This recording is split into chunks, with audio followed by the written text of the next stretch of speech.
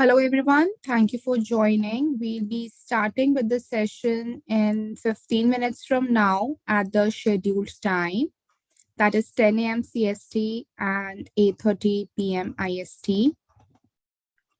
And meanwhile, we begin with today's session. It would be nice if you could introduce yourself in the chat box so I can see some new faces today. Hi, Eduden, Amber, Bithia, Fahad, and Nyambo. Hi, Angeline and Ali as well.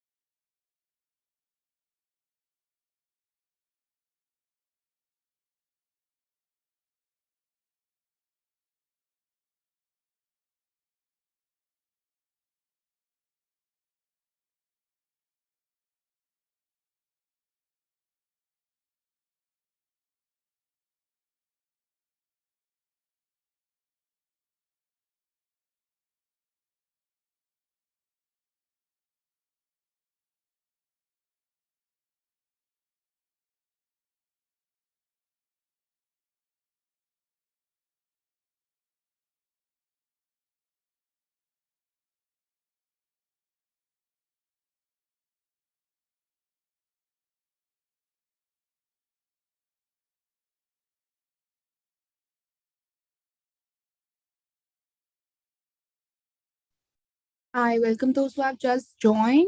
We'll be starting with the workshop in more 10 minutes at the scheduled time. Thank you for joining. And meanwhile, we begin with the session. It would be nice to hear from you about your educational background or your research background and what are your research interests.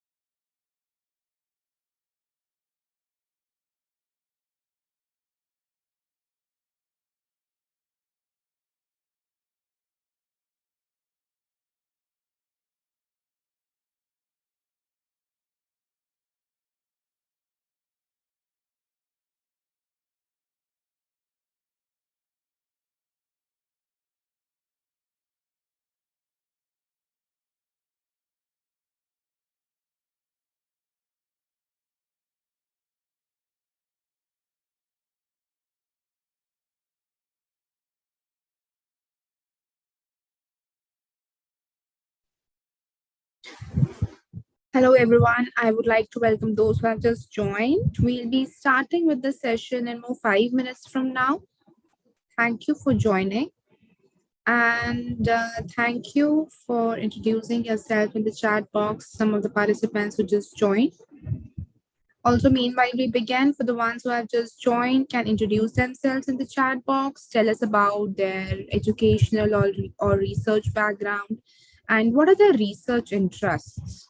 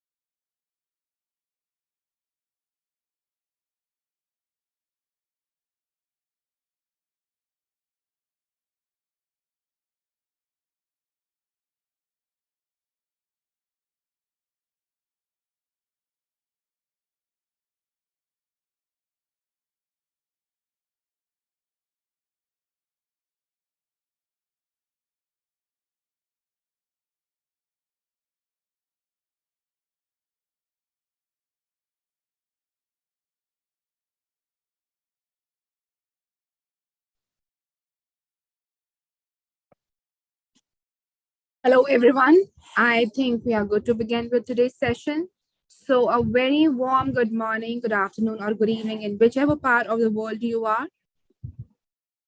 So, today we are going to discuss about the tools for genomic data analysis to interrogate genomic variations for cancer studies and to perform somatic and germline variant detection driver and passenger mutations, copy number variation, as well as tumor sub-clonal deconvolution.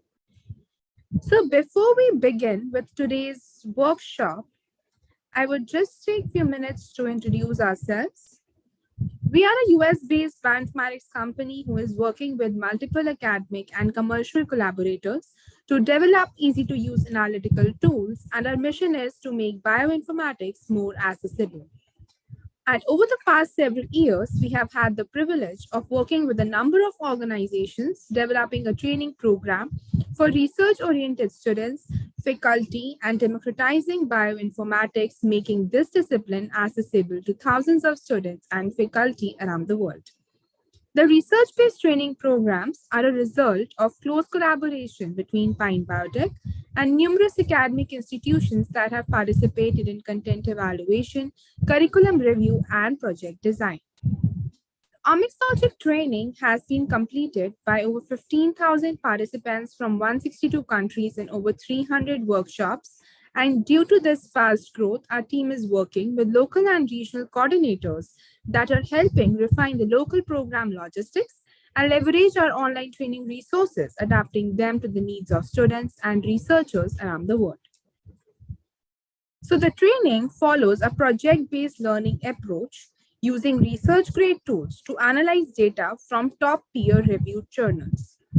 We focus on 6 different specialization tracks, which are oncology, infectious diseases, precision medicine, neuroscience, data science for biomedical data, and comprehensive training on omics data analysis.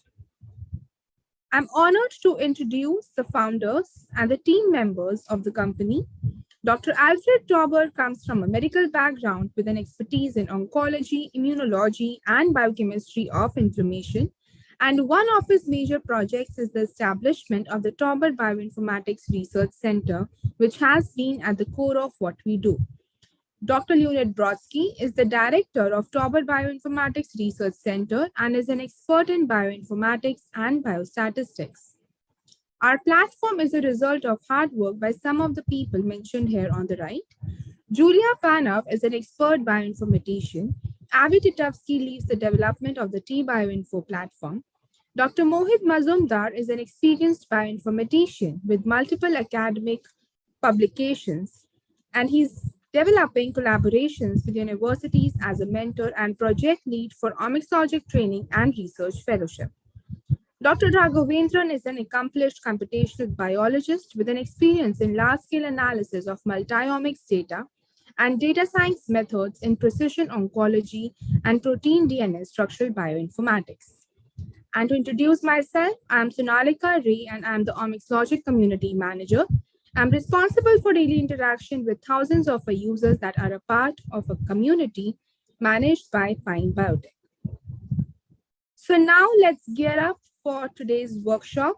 But before we do so, it's important that you sign up on the Omics Logic Learn portal. Signing up will give you an access to the Omics Logic courses, which includes various resources on bioinformatics, precision medicine, multi-omics, including genomics, transcriptomics, metagenomics, and epigenomics, data science that includes bioinformatics using R and Python, and also an access to the example projects for different fields which you could learn from and replicate your research work. The users will be given directions to access the T-Bioinfo platform as well for processing and analysis of transcriptomics data. The platform includes demo pipelines as well as data management and analysis cloud infrastructure to run bioinformatics pipelines. Different stages of analysis are performed in different sections of this multi-omics platform. So now let's quickly take some minutes out of our workshop schedule and sign up on the portal.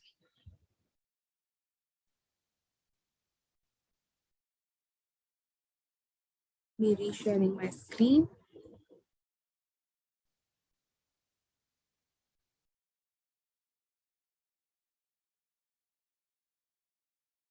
So here is the link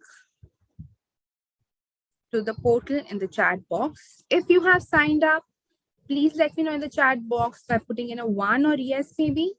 And those who are new today, please click on the link that I've put in the chat box. Go to the login button and you can either create an account for yourself, just simply put in your details that are required for creating an account, or sign up with any of your Google accounts. I'll do so with one of my Google accounts. You can sign up alongside so that when Dr. Raghav goes through these resources that he wanted to share and talk about in the workshop, you can follow these resources and also take questions if you have any while going through them. Thank you for the responses. Now, for those who have signed up already or have just signed up, please make sure that you have an updated profile. Now, how do you go to your profile? Click on the mail ID here in the menu bar, and this will redirect you to your profile section. It's very important that you have a complete profile so that a community knows about you, and also we can monitor your progress and guide you how you can proceed further. You need to add a profile picture, link in your social media account. Participants, please keep yourself on mute. Thank you. So I was saying, please add a profile picture, connect your social media accounts, and also add a brief bio about yourself that could include your background and your research interests. Again, this information will help the mentors to learn more about you. For every coursework that you pick and go through, you will get some points here. And these points will take you from a beginner's level to an expert level. Every workshop or program that you are a part of, you will be able to look at the badges of the same over here. And the starter subscription means that you have the access to the starred content or the starred lessons of the courses. Now I'll help you go through the platform very quickly, how you can navigate and go through these resources on the portal. So when you click on the courses tab on the portal, you can find various resources listed out here. On the right side, you can see there are various tags. So if you just simply click on one of the tags, let's say I want to go through the courses that are up there on the portal. Simply click on the courses, you will get a list of them, which includes various resources, R and Python, used for bioinformatics and various omics data types. And so we have the example projects as well. I'll be taking you through the portal, and also Dr. Raghav will take you through the lessons that he'll be discussing. And if you have any questions, you are free to ask us towards the end of the workshop. And also in between, you can either raise your hands or put a question in the chat box, and Dr. Raghav will be here to help you out with the same. Now let's begin with the workshop. I'll be passing on the stage to Dr. Raghav. Over to you, sir.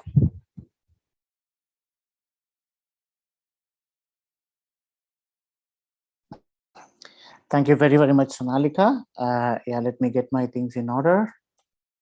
Let me find ways to share my screen.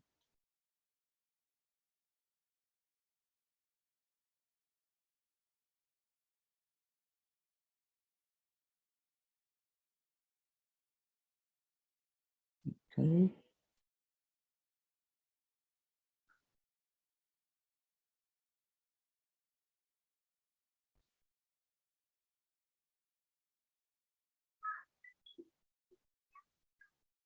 Can you see my screen now? Please confirm it. Yes, sir, we can. Yes, perfect. Thank you very much.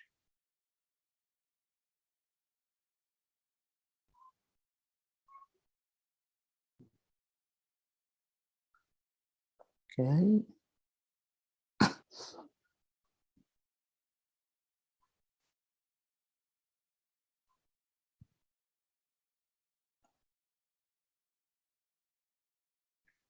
Yes, okay, now we got it. So welcome everybody to today's symposium or today's workshop, where we are going to discuss a lot about oncology and speak about the challenges associated with the big data in cancer research. And in this session, we will also talk about NGS data and what this data can reveal about the biological processes and clinical manifestation of cancer with driver mutations and passenger mutations, and how the tumor develops and how it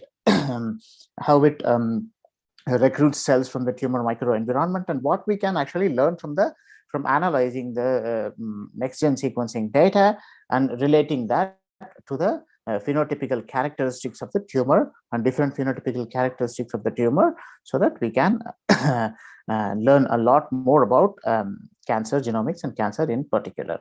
So to go through some of the background of cancer and the necessity to study cancer, and what are we studying and why are we studying, and different aspects of cancer.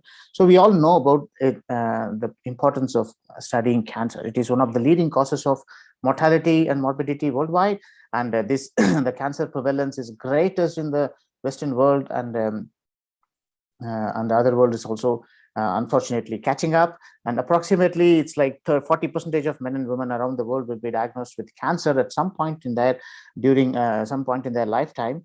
And it is estimated that around 17,000 children will be diagnosed with cancer, and will around 10% of them will die of the disease. So cancer risk of developing cancer increases dramatically with age, with abnormal weight, with tobacco use, and with exposure to radiation, and etc., etc. These are one of the few driver causes that might actually increase the risk of developing cancer.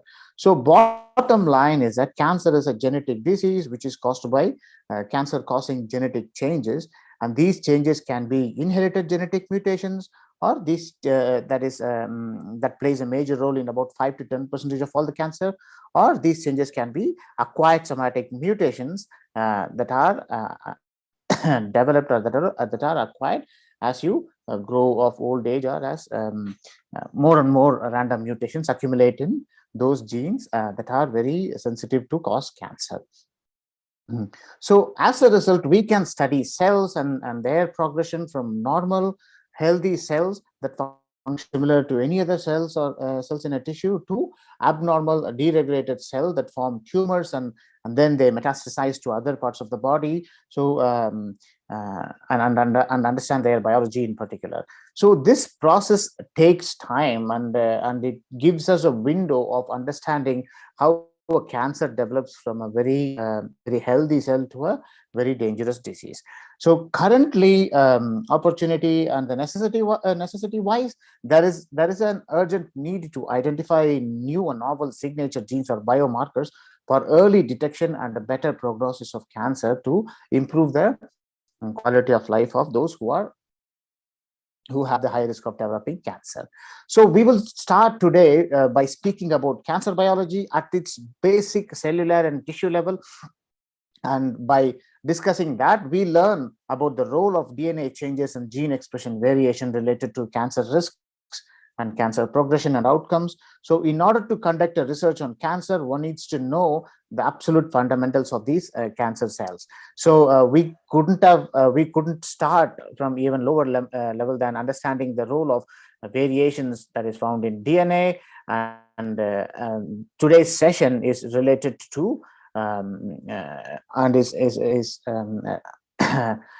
is to introduce you to the concepts, to the ways to understand molecular factors in tumor development, and to understand omics data that can unravel a lot of cancer biology and deepen our understanding in cancer biology in general. So at its basic level, cell division is essential for all the cells and for our body to survive. But the division must be controlled, just like any other process. There should be a control mechanism for this. So when a cell divides, it goes through several cycles of regulated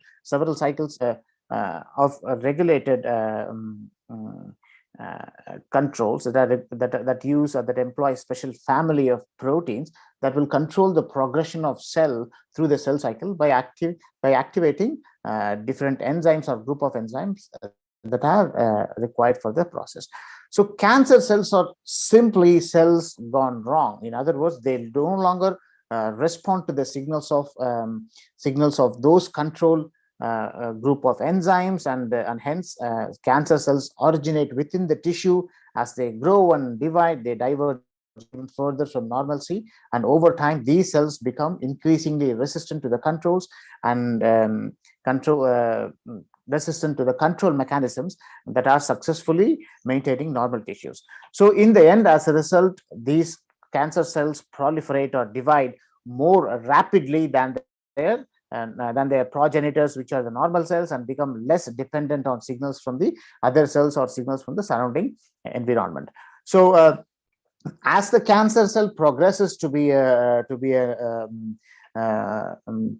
malignant cells or malignant tumors, they are even programmed, or they are even capable of evading programmed cell death or apoptosis, and then develop multiple abnormalities that will that will characterize them as different stages of cancers. So at its last stage, or at its group fourth stage, the cancer cells actually break through the normal tissue boundaries and spread to the new sites of the body by metastasizing into the bloodstream or into the into the normal lymph node or bloodstream. So to remember different aspects of cancer biology, the hallmark features of cancers were identified, where these are distinctive contemporary capabilities that enable tumor growth and tumor metastatic dissemination. So these hallmark qualities have evolved over the past decades, and now they stand at a grand 11 different hallmark characters. So any tumor cells that are categorized as tumor can evade growth suppressors, can avoid immune destructions, and etc. By they can promote tumor inflammation, and they can invade normal cells, and they can metastasize, and they can promote genome instability, and then increase the number of degree of mutation that one normally associate with them, and then eventually they will resist cell death, and then they will also stop deregulating cellular metabolism, and they can, for in the long run, they can sustain the proliferative signaling for a lot of time. So these are the recently identified hallmarks of cancer, which in which they also mention there are emerging hallmarks or emerging characteristics that can or that might become principal characteristics of the cancer later, depending upon the research that progresses with them. So this, what is cancer? Cancer is a complex condition that we already know. So it manifests in changes to the cell regulation at many levels, not only at simple deregulation of the cell regulators level, at many levels. So this results in abnormal we observe as tumor. A malignant tumor develops across time, as shown in the diagram. So simply a tumor will consist of cells whose growth and morphological characters are markedly similar from those that of the normal cells, and the criteria for this malignancy include increased cell proliferation, loss of differentiation, infiltrative growth to the near tissues, and then eventually to be able to metastasize to other organs. So what happens to cause a cell to become cancerous at its basic level? So long time ago, scientists could not offer a coherent answer to this question. They knew that cancers basically arose from cells that began to proliferate uncontrollably within the body, and they knew that chemicals, radiation, and other even viruses could trigger this stage, but exactly how it happened, they could not identify, let's say something like 25 or 35 years ago. So over the vast majority of research done in the last 20 or 30 years or 3 decades, our methods have and our research have actually revolutionized our understanding of cancer, and in large part this success was made possible by a development and application of novel techniques and technologies, molecular biology, and at the forefront of these novel techniques, we stand the ability to understand cancer through the detection and through the understanding or through the analysis of sequence variation by sequencing the DNA or DNA code, or sequencing the expression levels of the cancerous cells also. So the development in omics technology and the ability to record multiple omics data and integrate them seamlessly to understand cancer biology has completely opened our eyes to new understanding of cancer that we will discuss about. So the cancerous cells actually differ physiologically from normal cells in many ways, and these will allow them to grow out of control, as we saw. So one important difference is cancer cells are less specialized than normal cells. That is, normal cells will mature into a very distinct cell types with specific functions, depending upon where the cells appear in our body.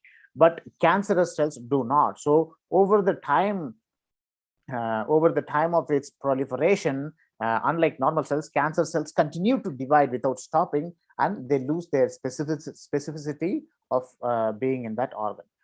So some of the morphological characters can be summarized as cancer cells might have very large and variably shaped nuclei, and they are composed of many dividing cells in a disorganized arrangement of cells of varying size and shape, and they overall display a loss of normal features that one associate with different types and different varieties of normal cells and normal tissues.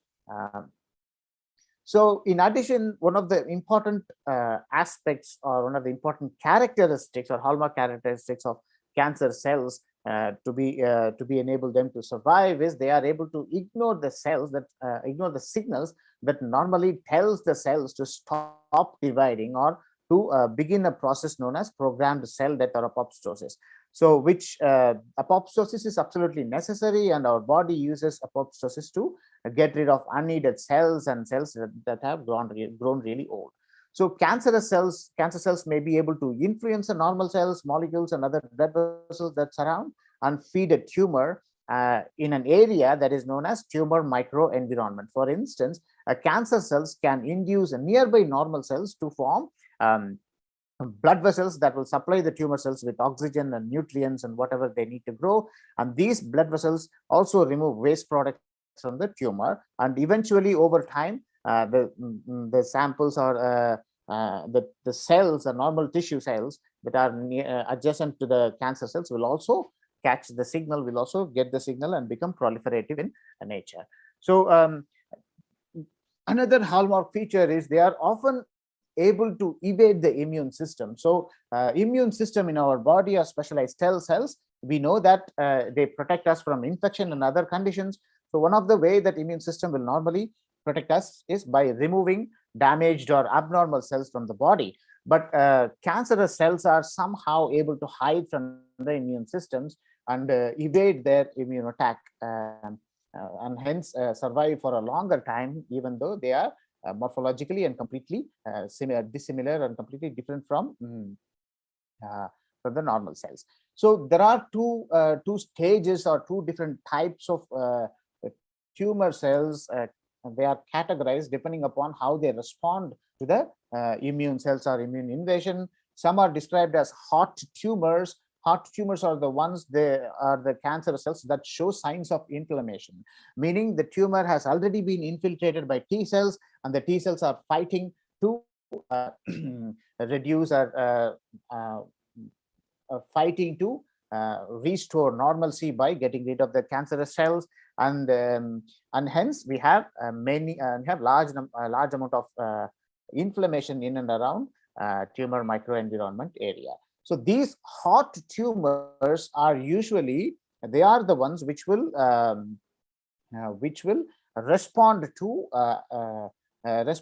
immunotherapy by using checkpoint inhibitors. So we can enable immunotherapy by enabling checkpoint inhibitors at different time points of the tumor by analyzing the tumor carefully, and then we can turn the tumor cells, or we can convert these tumor cells or divert the tumor cells to programmed cell death. But we also have another kind of another type of cancerous cells which are non-immunogenic, and they are cold tumors, and they have not yet been infiltrated by T cells. And this is a sign that immune response will not work for cold tumors for some reasons which are not yet very clear. So these types of tumors are usually treated with traditional cancer therapies like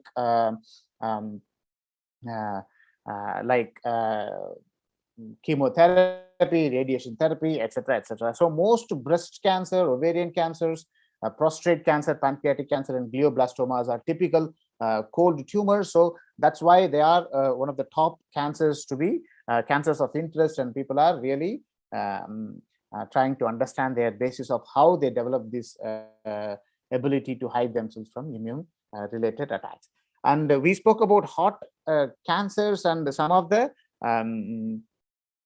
cancers, some of the tumors which are hot cancers, and they respond to the immune therapy, are blood cancers or tumors that occur in skin cells, or melanoma, or bladder or kidney, head and neck carcinoma, and NSCLC or non-small cell lung cancer. So they often respond to different immunotherapies by differing in their efficacy levels, and by understanding their response levels, it will be a treatment strategy is actually devised to counter their proliferation. So the main reason cancer is so serious is its ability to spread to the body, because unlike other altered disease state, cancer cells can actually, at its last stage or at its fourth stage, it can spread locally by moving into the circulatory system, first by spreading regionally to the nearby lymph nodes, and then it can spread to distant parts of the body using the blood vessels. So these, when this happens, it is called metastatic cancer, and for many types of cancer, it is also called stage 4 cancer. So metastasis is a process in which these cancer cells spread to the other parts of the body. So some of the hallmark features of these metastatic cancer is, when observed under microscope or treated tested in many different ways, metastatic cancer will have features like that of the primary cancer, and not like the cells or not like the tissues in which these metastatic cancers arrive at or metastasize at. For example, breast cancers that spread to the lung is called as is often metastatic breast cancer and not lung cancer. So they are treated similarly to how breast cancer at its original location is being treated, and that's how cancers divide. So I will stop here to ask if you have any questions, or if not, then we will proceed further. So far we have been introduced to different biological aspects or different biology of the cancerous cells, that and trying to inquire what makes these cancer cells so very different, and what makes these cancer cells so serious, and what is the absolute necessary to understand the different aspects of biological aspects of cancer. So we saw about different hallmark features of cancer, and one of the ways in which we can understand how these characteristics or different characteristics of cancer relate to cancer. How does telomerase function in cancerous cells? Tasfia, I don't know the specificity of telomerase's function in cancerous cell. So we might have to refer to the existing publications, or for that, when we have time, maybe we can do that later. Or right now I do not have expertise in the telomerase's function in cancer cells. So let's move forward in how many different ways we can probe or we can understand the variations in these cancerous cells and relate that to the phenotypical characters or these hallmarks that make the cancer cells cancer cells.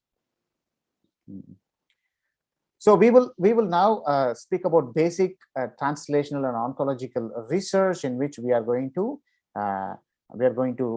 discuss about the DNA, the genes, and the differences and variations in the genes, and how these elements are studied using next generation sequencing techniques, and how they have evolved to help or assist assist our understanding in cancer biology as such.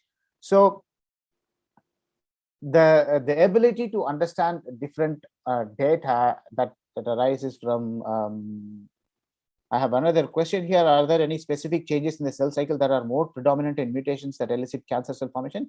Yes, of course there are, because as I mentioned, there are regulatory elements and regulatory processes that will stop, or that will program the cell to program cell death, or that will stop the cells from proliferating uncontrollably. And cancer cells are somehow they have found a way to evade these responses.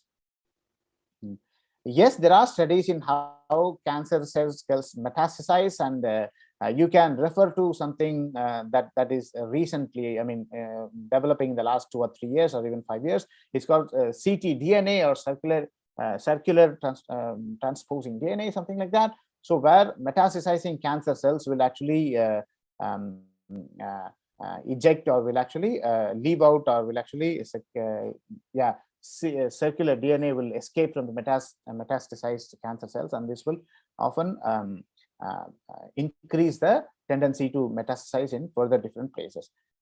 Escaping the immune system as is for foreign body to enter the bloodstream. Yes, but cancer cells is not a foreign body. I mean, it eventually starts as a normal cells, and then they have somehow found a way to evade the immune responses to proliferate. So let's move ahead. So in order to understand how, for example, the DNA variation data and how different omics data will help us study, or will help us understand the major features or major characteristics of cancer cells or cancer biology, we have to get some introduction, or some introduction to different omics data that are available, like phenomics, genomics, epigenomics, transcriptomics. All of this data can be generated using next-gen sequencing method, and what is also known as high throughput sequencing method.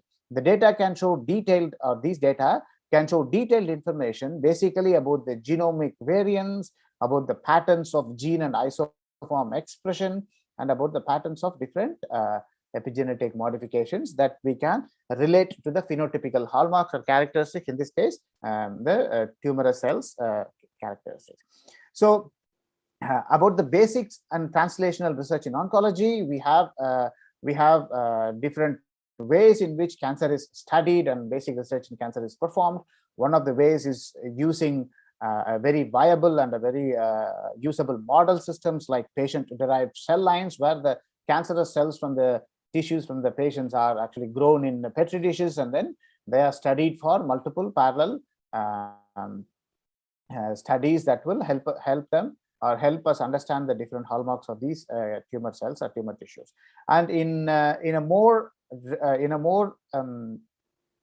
accurate way, one can graft these tumor cells into immunocompromised mouse and grow the tumor cells inside the mouse, which are known as patient-derived xenograft models, and then these mouse can be administered different mouse, and the petri dishes cell lines can also be administered at different therapeutic agents or treatment strategies, and their response to these different treatments can be studied, and whatever treatment that seems to work for the basic tumor cells, then that treatment will be tried and tested to those patients whose tumor cells seems to respond to the treatment strategy. This is a way.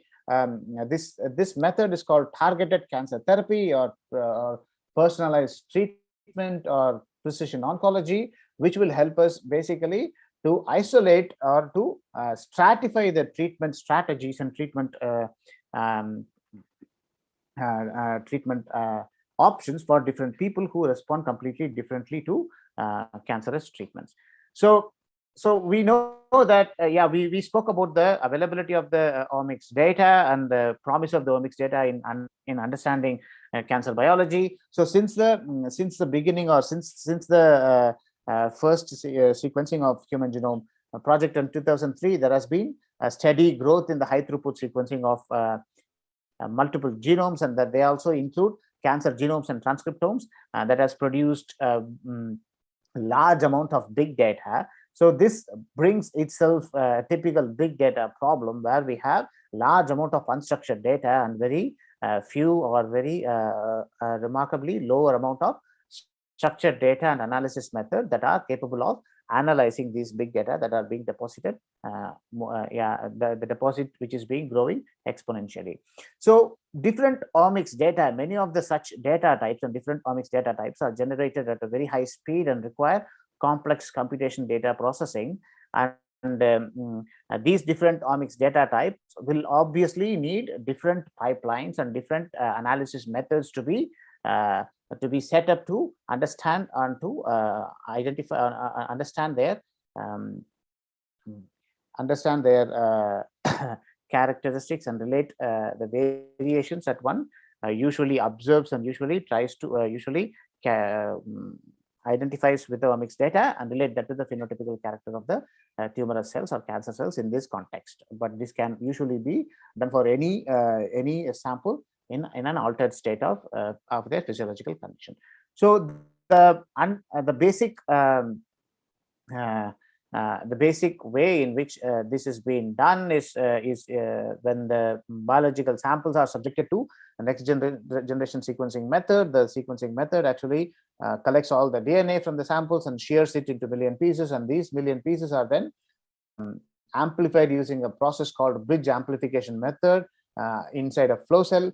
And after this amplification, these flow cells are then introduced into the next generation sequencing machines, and these machines will then convert or will then use a combination of image capture technologies to convert these biological samples into letters of nucleotides that will read the nucleotide sequences one by one. So these digital data that is produced as a result of next generation sequencing method, which handles the biological data, are unstructured, and they are basically different reads of DNA sequences called from different fragment of this shared DNA. So in order to build, or in order to identify where these different pieces will match or will map onto the whole genome sequence, we have to take, or we have to consider a reference sequence, in this case a reference sequence of human genome, and then we use a method called mapping, which is essentially multiple sequence alignment procedure, and we take these fragments of DNA in the short reads and then place it onto their respective place in the whole genome sequencing method. So when we do that, this is what we get. Typically all those small horizontal red, pink, and blue dots, blue bars are actually reads that are placed in different position in the whole genome sequence, reference genome sequence, which is essentially at the top as a frame of reference. So by placing these, we will be able to categorize, or we will be able to understand the variations of these variations that these reads or these sequenced data possess in comparison to the reference genome. And these variations are the one, like the one that we observe here, are the one which categorizes or which characterizes our sample. So by understanding, or by tabulating, by eventually identifying different numbers of these variants, we use a procedure called variant calling algorithms, and by doing that, we will be able to list out and categorize and annotate these different variants for their involvement in cell proliferation, or involvement in different pathways that are related to cancer biology, or different cell proliferation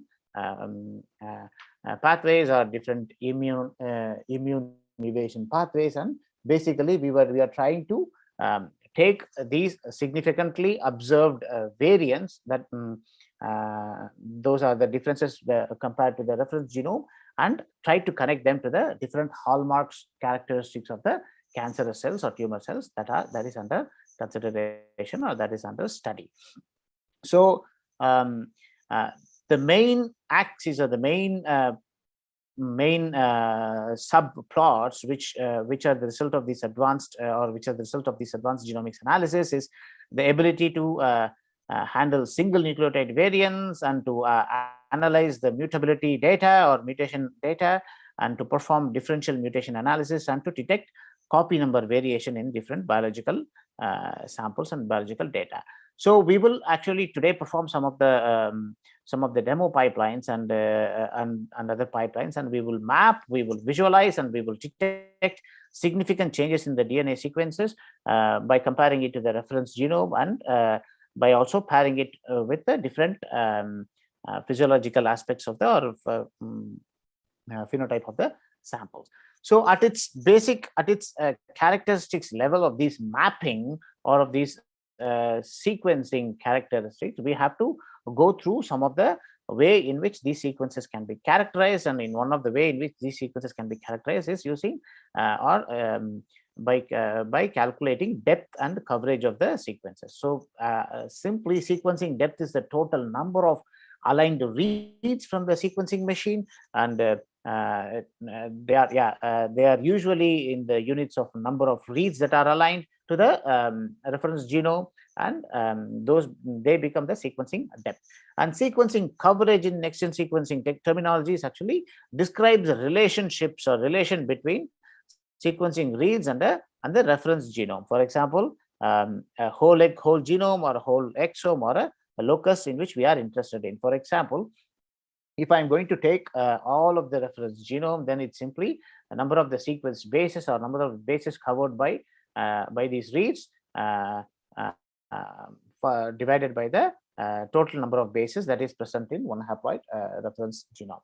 And if we are going to target only a specific area by sequencing, by targeted sequencing method, or by targeted sequencing approach, then the number of bases in the reference will get converted into number of bases in the reference area, because since we are targeting only those area. So these will become very important in the case of detecting variations that are not very common or very uncommon. To learn more about this, let's take a look at a specific example where by going through this example, we can arrive at an optimal coverage for tumor DNA sequencing to be. So when we want to identify, or what happens and what should we do if we want to identify very rare variants in tumor samples.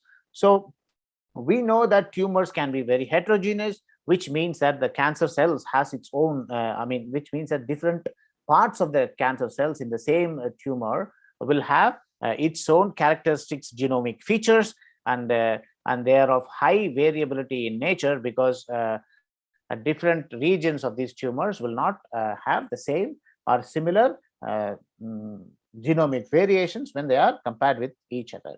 So for example, if there is a variant, or if there is a variant in 10% of the cells, and if the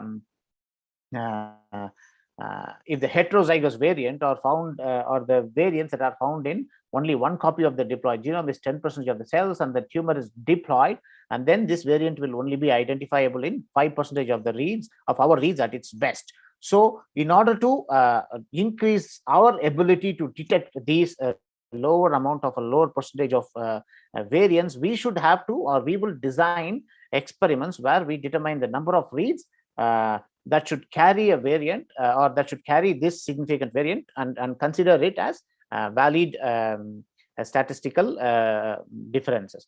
So it is often a common practice to start, or to put a threshold of 50 reads per 50 reads as a coverage or as a depth for clinical applications, to be sure that the variant that we are observing is real and it is not an artifact of the sequencing error or technical error, which will also be found often.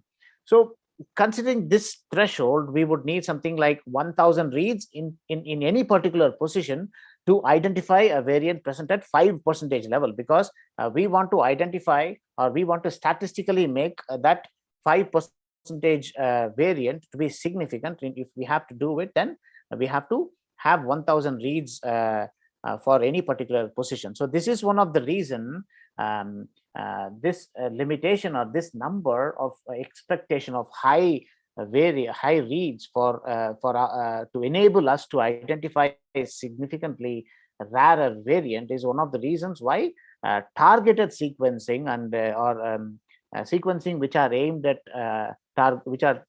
at specific loci, rather than the whole exome or whole genome, is mostly used in understanding tumor diagnosis or tumor prognosis methods and tumor biology. So this is how it actually works, because when we have a better subclonal population, or when we sample our data, sample our tissues from cells that resemble morphologically resemble each other, which might still have inherently possess some heterogeneity, but at least we can have some sort of choice from which the samples are collected. Then we can also improve our ability to detect a specific significant variant. So we have been talking about this variant, and we have been talking about the variant calling pipeline that we can set up using Tumor Bioinfo platform, and how are these reported, and how are the what is the output of such variant calling pipeline. So the variant calling pipeline actually reports our variants in a file, or in a file format that is called VCF file format. We have not discussed about the other file formats, but we will discuss about variant calling file format, because we are focused more on the mutation of the cancerous genomes and how they relate to the hallmarks of the cancer cells. So a VCF file will basically, or at its simplest level, should have this tabulated information which tells at what position this variation occurs, and what are the quality scores of the sequencing quality scores that are associated with the variant calling, associated with this variant calling, and etc. And we have different explanations of um, what these headers mean. So there are specific algorithms which can read these variant calling files and subject that to further analysis. We can visualize the variant calling VCF file, and then identify where these mutations fall in the context of whole genome, in the context of our reference whole genome. So before moving on further, let me stop here and ask if you have any questions. And if you do not have any questions, I will also share my screen for setting up a pipeline, which we can visualize now. Okay. So please share your questions in the chat window. I'm following the chat window. Okay, are there any studies on how? Okay, with this we discussed. Okay, let me share my screen, and I hope you all should have your demo account for the Tumor Bioinfo platform. If you have, then you can actually follow along with me, or if you do not have, then you can follow along with me when you have the when you have your account ready after the with the reference with the recording. Is my screen visible now? Where is No, my? Dr. Raghavendran, it's not visible. Yeah, now It's it's loading not for me. visible. Okay, it is visible. Okay, perfect. Thank you very Yeah. much.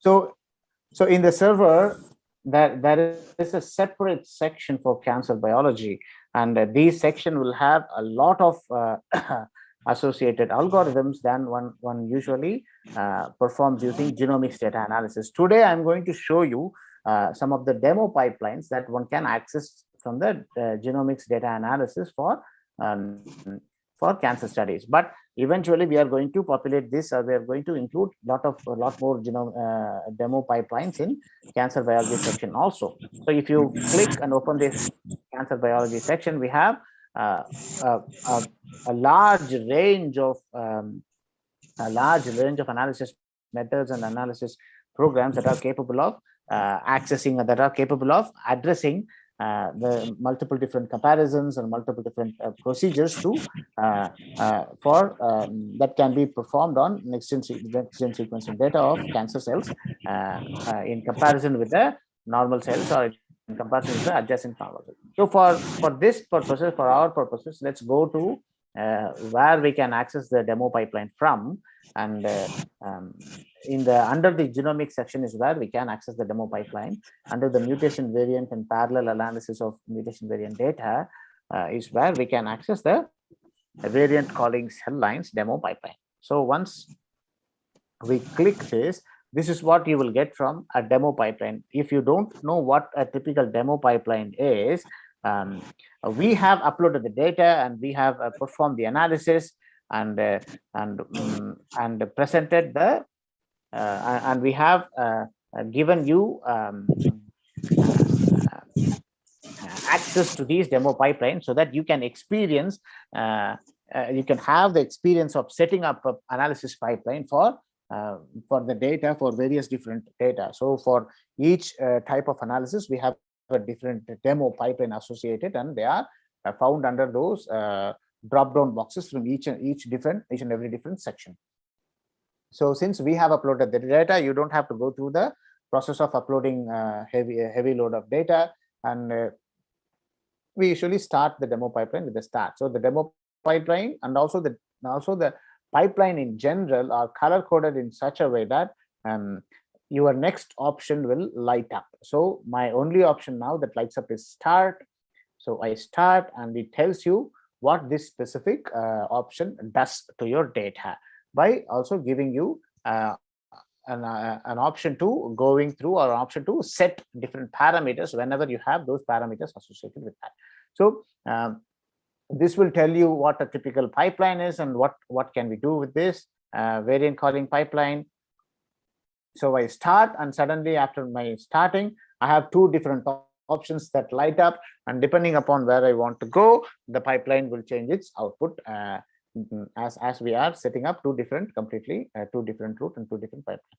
Let's now perform mapping of our reads to the sequence or to the reference genome. So I do a mapping using Bowtie2, and this tells you what this algorithm actually does, and we also give a reference for a reference from which we can access the original algorithm. And if you say okay, then I have only one option that is lighting up, which is to visualize our mapped reads that are mapped onto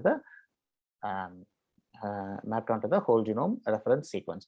So this will tell you how or what we can do with the visualization, and it tells that JBrowser, a genome browser, is what is used to visualize these mapping output of the Bowtie2 algorithm. And I say okay, and I see that the end option is highlighted, and that is the only option that I highlighted. So I end this option to finish up my pipeline. So at the demo pipeline, this is how you will finish, and after finishing it up, you will get access to all the output files that you will get when you typically run this pipeline. So when you typically run this pipeline, this is the output files that you will get.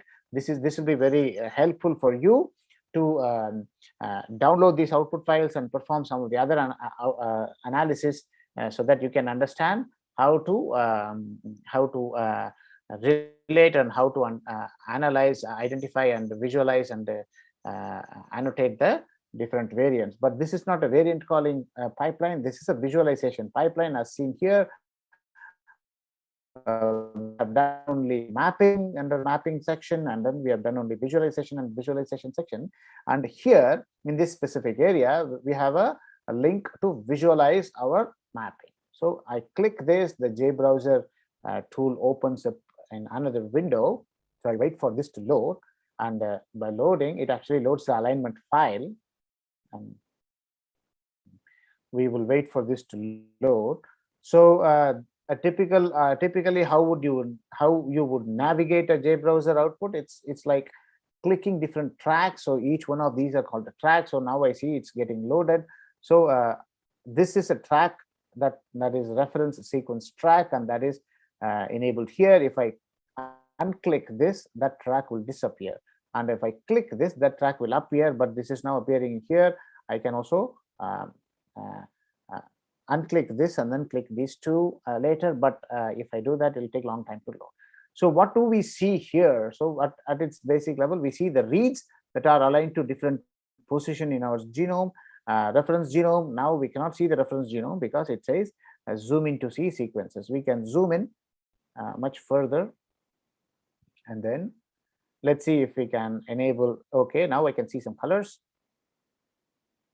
Now I can see some sequences. So typically you will have the forward reads at the top and the reverse read at the bottom, and you'll have three different ORF, three different translation of these reads, or these not reads, forward strand and reverse strand, and three different translation of these genome sequences into amino acid sequences are given. If you're not interested in that, then you can turn it off. We don't want to show translation. We want only this, and then we see how the mapping procedure is. So this coverage actually gives you the coverage of coverage at the position, the height of the bar is actually the coverage at different position, and this is the read that is mapped onto this specific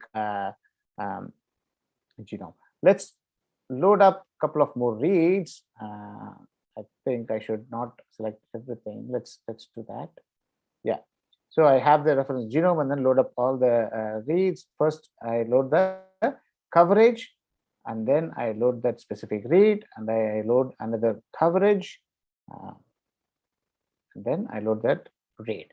So let this load, and then when we scan through this, or when we go to important areas where we want to identify or where we want to locate our coverage and alignment of our files, we can see that let it load. It's still loading. Yeah, now I see some more coverage. Let it finish loading.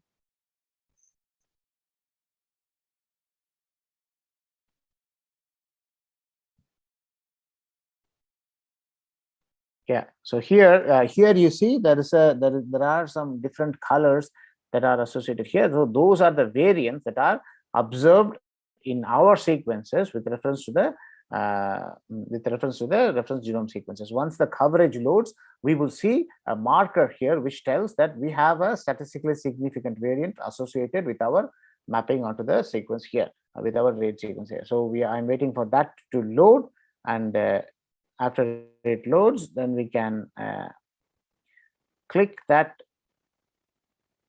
specific variant and understand what that is, what that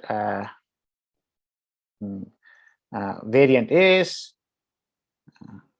So this variant is observed only in one of the sample, and this is not observed in the other sample. So by this we can understand how by this we can understand how sample 1 is different, or group 1 is different from group 2, and we can relate that to the phenotypical characteristics. So this is just a random position that I picked, and you can pick up some interesting positions like TP53 gene. You have the ability to go to gene in this one by selecting the specific gene name, and then when we see when we go to that gene, I don't think it went there.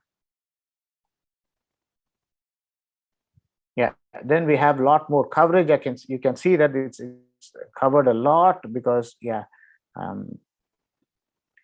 and too much data to show, zoom in to see detail. So let's zoom in a little bit more.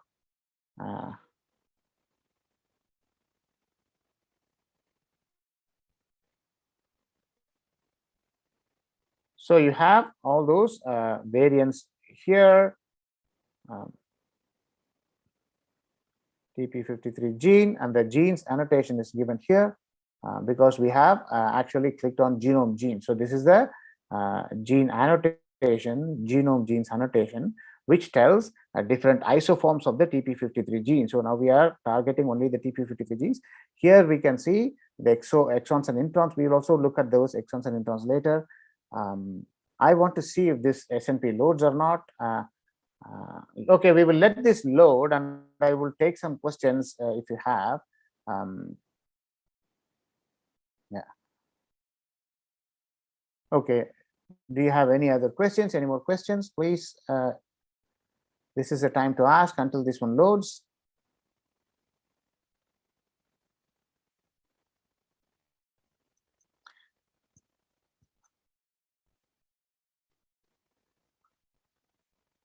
How do I view the output files on JBrowser? You can download JBrowser and then use the BAM files or some BAM files to load it up.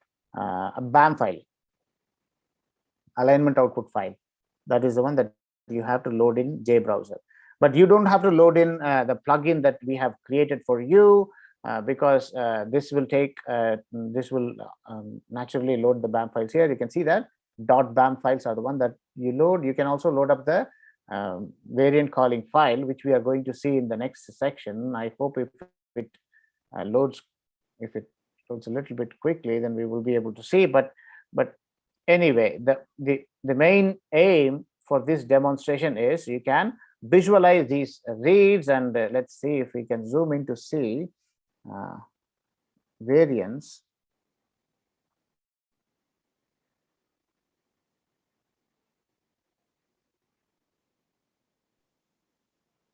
So we can see this. Sorry, yeah. So yes, whatever output we're going to visualize here, will it be the same if we do this, do it in UCSC browser? Yes. Okay. Yeah. It's going to be the same. The visualization is going to be same, but you will have different features, obviously. But so the visualization is going to be the same. So yeah, this will give you the location of the mutation, but it's taking a long time to load. So let's stop here and we will let it load, and we'll go back to the presentation. We'll come back because we have some more demonstration for to show. So where is my, yeah. So what I actually wanted to demonstrate you is by visually scanning through different regions or different interesting regions of the genome, one can obviously visually verify and identify different variants, different mutate variants using the mapping pipeline. But we don't have to resort to this mapping pipeline to do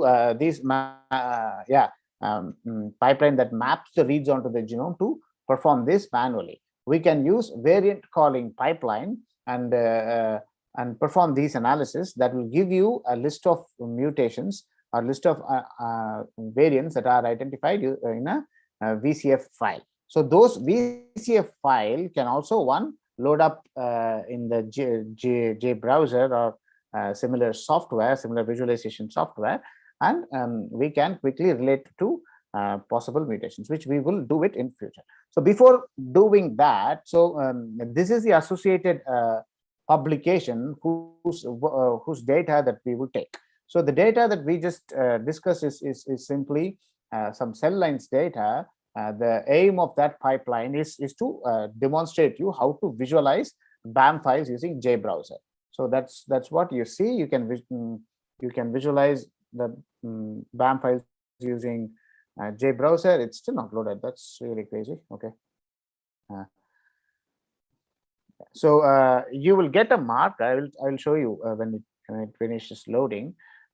So in this paper, actually, what they studied is they targeted a few sites like TP53 and few cancer-related genes, and they sequenced these genes, and then they for two conditions, for aneuploidy patients and for diploid patients also. So they found out that the cancer patients who had aneuploidy suffered more or they are observed to contain more mutations in the tumor-related pathway genes, and then like TP53 and MYC amplification, they are higher for aneuploidy case with the cancer, and for in contrast, for the amount of years that they followed, the diploid the diploid people who are suffering from cancer, one, they did not die of cancer, and two, they showed lower frequency or lower rate of mutations in these key mutation sites. So we took this sample and these samples, and then we ran a variant calling pipeline using FreeBayes software. So this variant calling pipeline is just one natural extension of the pipeline that we ran for our mapping analysis. So after mapping process, we just run a FreeBayes algorithm, which will take these mapped on a read mapped file or .bam file, alignment mapping file, and then it produces a statistically significant variant in a VCF file format. So you can obviously visualize those two, which I'm going to show you how to do that. So if you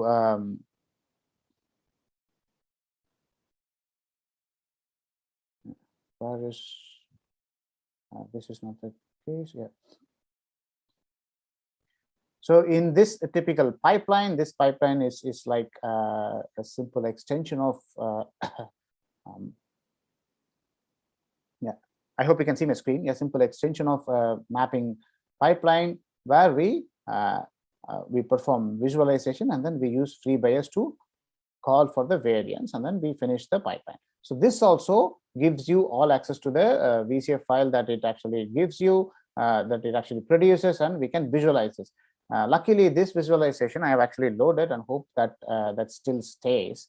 And this is what you will see in a the visualization of VCF files for this specific pipeline. So in addition to the BAM files that one can load, you can also load the VCF file or the VCF file format that is an output of the FreeBayes software. So this is the output of the FreeBayes software, the VCF file that one can look up. For example, you have all sorts of variant that are tabulated to cover in this specific area or this specific genome position, and we can zoom out to understand more about what this position is. This seems to load a little bit quicker than the other one. So as I mentioned earlier, so this specific study actually performs analysis on tumor related genes and collects or takes or analyzes their mutability, or not mutability, analyzes their frequency of mutation. So what gene is this? This gene is TP53. How do I know? Because I put it, or you can search for TP53 and go there, like TP53, and you will get it. All different isoforms and everything of TP53 is here, and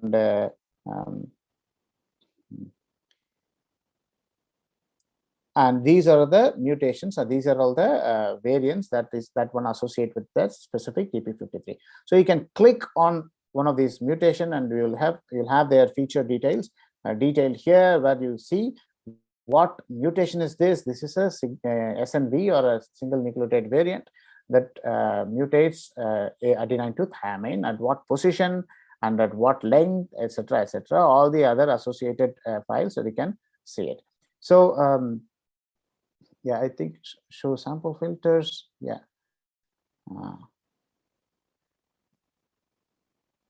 I think this tells out of how much of these samples they have this specific mutation. But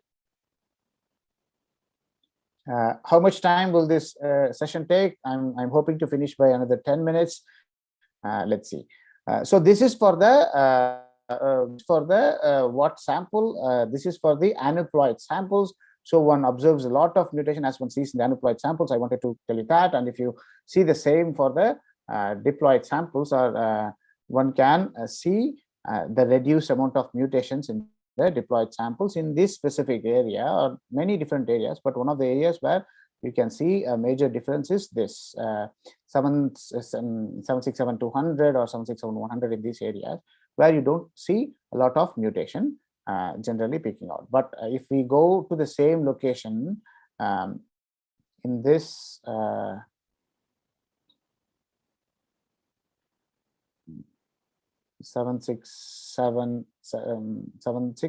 200, 100 to 200. Let's see, 7676.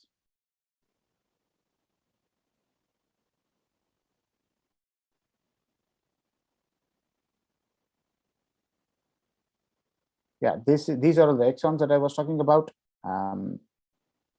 So yeah, in 100 to 200, you obviously see a lot of different where is this, mutations.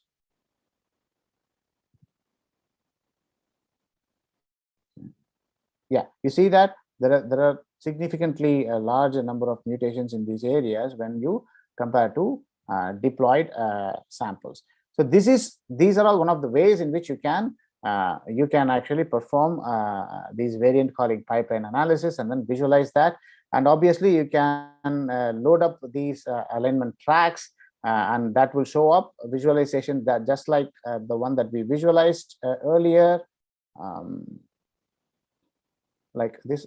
Where is that visualization?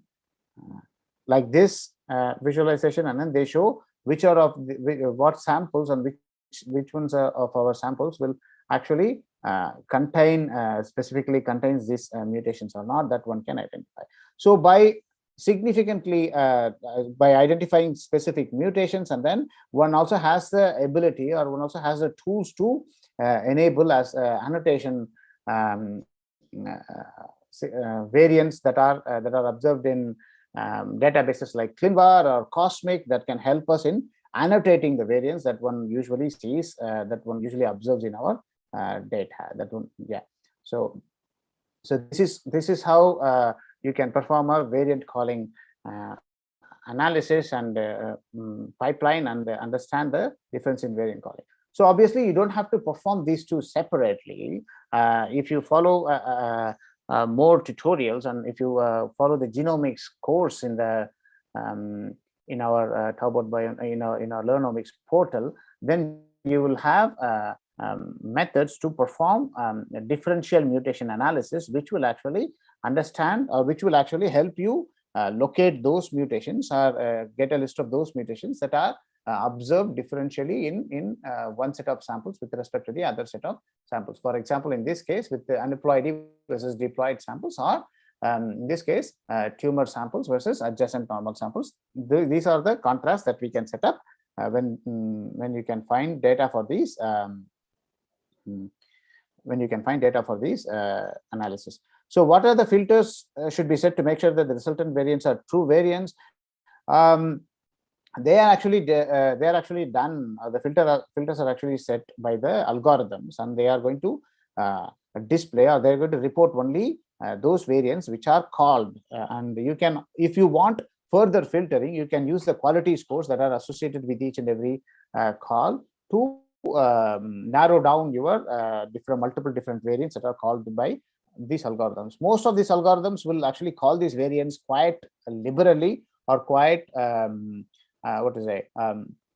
not very aggressively, quite leniently. So you can perform an additional layer of threshold setting, like using quality scores to identify or to limit your variance to specific set or specific level, so that you have higher confidence in these variants that are called from these different algorithms. So let me stop share for this particular pipeline, and let's go back to the questions if you have any, and also quickly brace through what do we have next in the in our presentation. So yeah, this is how we can do, but a lot more detail on how this is done, and the demo sessions and other information can be had in upcoming programs in our schedule, and also in the upcoming symposium that is taking place in next week. So I think at the end, Sonalika will brief you about the symposium, and we will quickly brace through another important variation that one has to keep in mind while performing, specifically while trying to understand tumor biology, or trying to relate the significant variations to tumor biology. This is called copy number variation. So copy number variation can actually arise due to different procedures like duplication, deletion, insertion, and translocation, and these can result in multiple copies of the same gene occurring in the genome, and that will have significant effect in the in our tissue conditions and tissue status. So I'm not going into higher detail here. Let's breeze through. For example, this is one of the example where this structural variation, as it is generally called,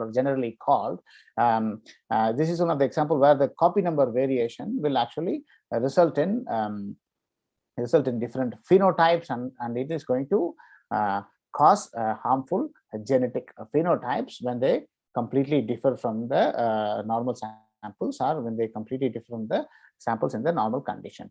So how do we detect this copy number variation? There are ways to detect this copy number variation using using what is called as SNP microarrays. So these are simply a targeted sequencing panel that targets specific SNPs on the whole genome level, and then counts the number of times these SNPs are sequenced, these SNPs are read in. So this method is still used, but since the next-gen sequencing offers much more freedom and much more resolution in copy number variation, this has been superseded by next-gen sequencing method. But still, nonetheless, this SNP microarray based detection is one of the better ways to detect and quantify copy number variation. So in this specific example, we can see that there is a higher frequency of SNPs at chromosome 21, and this indicates, and if you quantify this specific frequency with respect to the other ones, this indicates that there is one more copy of chromosome 21 that is present in this sample, and that is and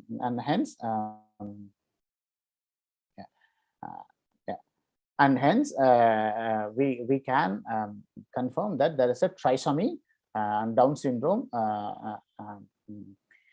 This is a typical case of Down syndrome due to the trisomy of chromosome 21.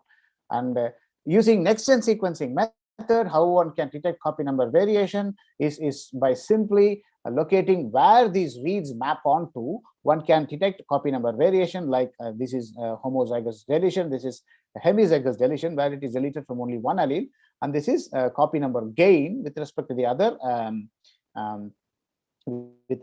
other genes. So this is using a wholesome mapping of the reads to the genome. And if you take a much more detailed view, it depends on where and how these reads are mapped onto the reference genome. We can actually identify different copy number variation effects using what they call as read pair methods, right? So you can have much more information on copy number variation in some associated lessons that I will ask Sonalika Spurs to share when you are receiving the recording of this session. Basically, how would we set up a copy number variation pipeline? We can set it up as a demo pipeline under copy number variation analysis method also. So you start with a PCR clean and go to mapping, and then after mapping, you just start to count the number of copies that one identifies or that one associates the genomes are positioned with in this with the reference genome. So we will take a look at the output file quickly now, and you also have from the output files, you also have the ability to produce a graph like this, which will give you the copy number variation levels of all the different positions in the chromosome wise. And as these are color coded, the red means green means gain and red means loss. And you can create or you can make such a profile so that we can compare the copy number variation of for example tumor cells with respect to the adjacent normal cells, and understand in which parts or which portions of the chromosome is involved with higher gain or higher loss of the significant genes. So in addition to that, we can also visualize these copy number variation in special visualization softwares like JBrowser or IGV, where if you do it in IGV, we have a way to assemble related genes that are related to a specific pathway. So this is a P53 pathway, and genes that are related to P53 pathway, if you look closely, we will have the number of copies of these genes present in this specific sample output. So for CDKN gene is present only once, while the TP53 gene is present 7 times. So it's a gain in copy number, and MDM2 is also present 4 times, and MDM4 is also present 4 times. So this information along with exemplar pipelines that we have set up for you to understand how cancer biology is approached and how different studies of cancer biology is approached are available in our Learnomics platform, where we have a lot of cancer related projects that will take you through different analysis methods that are helpful in characterizing and categorizing these significant variations or genomic and transcriptomic variation that one usually observes in the cancerous cells state. So this can be helpful in understanding what is different in a tissue that is proliferating, or understanding different subcategories of the cancerous cells. So let me stop here and go to the copy number variation pipeline quickly and show you how you can set that up. So I wanted to show you some, yeah. So in the, okay, in the example pipelines, yes, okay. In the example pipeline, sorry, not this one. So in the example pipelines under copy number variation segment, which most of these will come to this cancer biology segment soon. And if you click, and you will have a demo copy number variation pipeline, which you can set it up with this, and following the highlighter, then we are mapping the sequences back onto the reference genome, and then we are just binning or calculating the number of copies present in this one, and then we are clustering this number of copies, and then we are segmenting it and creating a end table for different chromosomes, and we are finishing it up. Yeah. And we will get the output files. I have downloaded the output files. Let's take a look at this specific CNV p-value.txt output file. If I can open that up.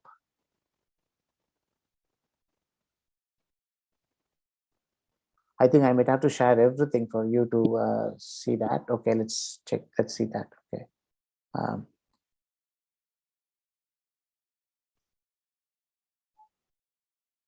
What is the file format of bed file? Copy number variation that we visualize in IGV, it's a bed file. You'll get output in bed files. BAM files will give you alignment, and bed files will make you visualize the copy number variation in a different format, like how many copies of genes that you have this associated with the specific sample. So let me stop share and start share everything so that you can visualize what I see generally. So you can see my screen, and here I have actually taken this specific file, and where is my Excel? Okay, this is what I wanted to show you, and so this actually reports amount of copy number gain for different sections of chromosomes. For example, it has calculated this chromosome 1 from 0 to this specific position, actually gained the copy number variation of 6, and hence the status is gain.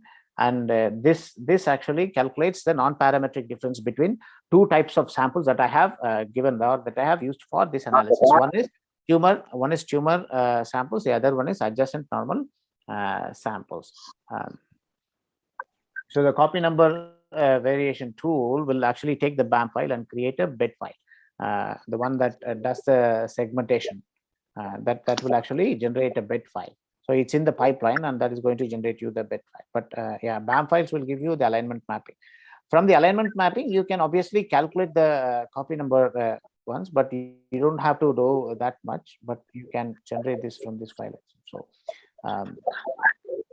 So what is the copy number that I would expect if there is no, let's make it a little bit interactive. I wanted to make it interactive, but we did not have time. So what is the copy number that I would expect if for a section that is neither gain or not lost?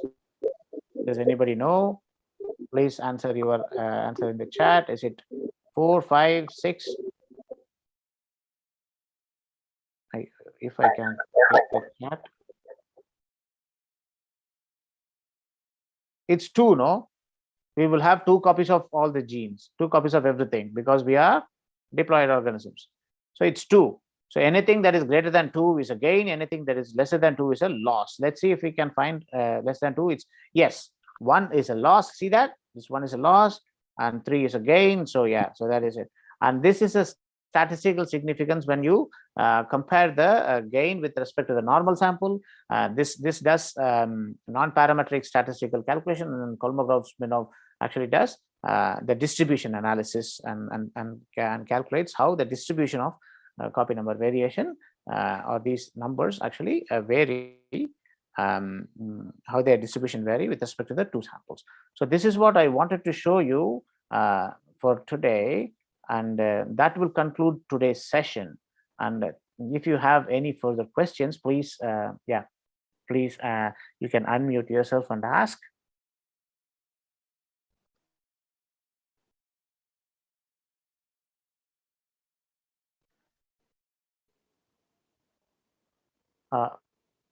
Can pre-formulated pipelines be used to analyze and publish data? Yes, you can do that. So how can the publish?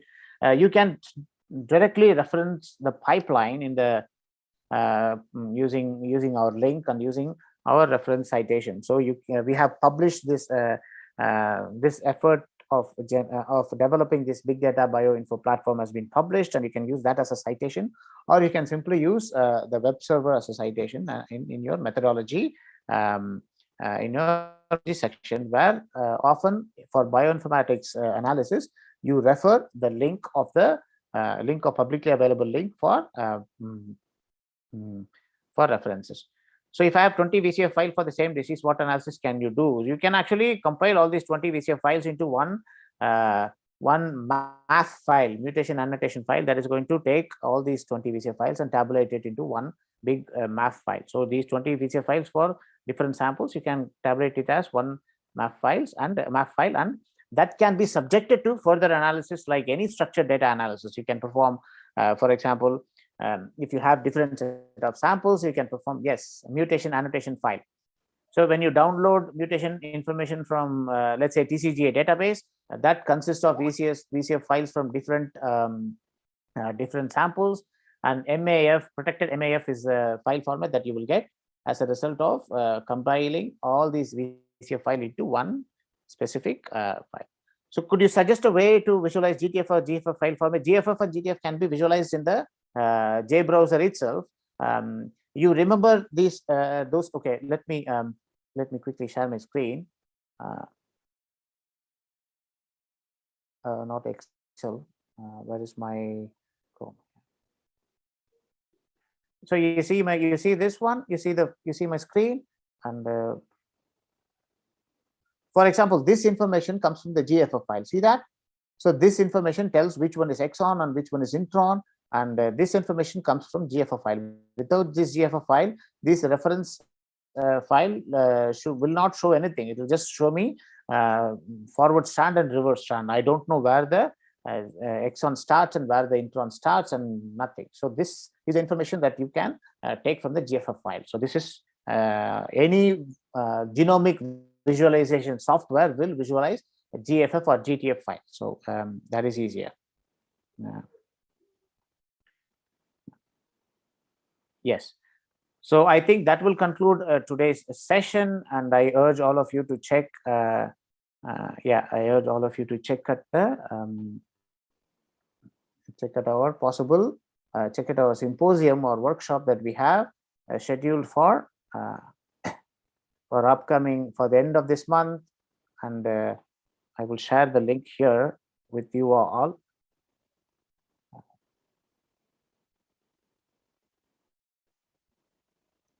And this symposium is going to have a lot more of cancer biology, and there is a separate event or separate